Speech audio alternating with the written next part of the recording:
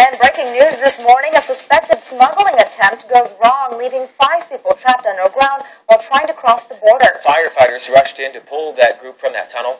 Our Doug Kolk is live in Otay Mesa this morning with what we are learning. Doug, good morning.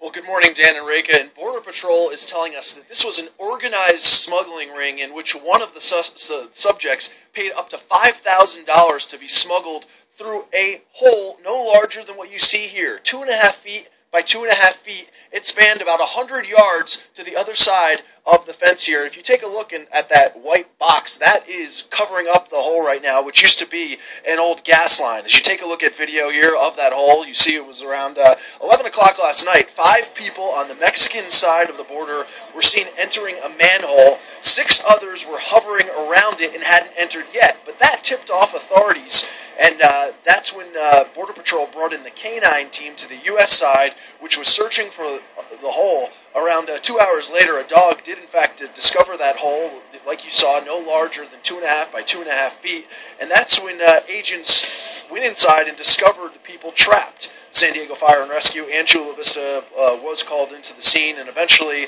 they did bring out 4 males and 1 female, and it turns out they had been crawling through contaminated water.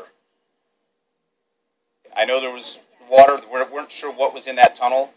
We do have a small robot, a little mechanism that has a camera on it, which we deployed into that tunnel to try to see how wide it was, to see if there was anyone else in there.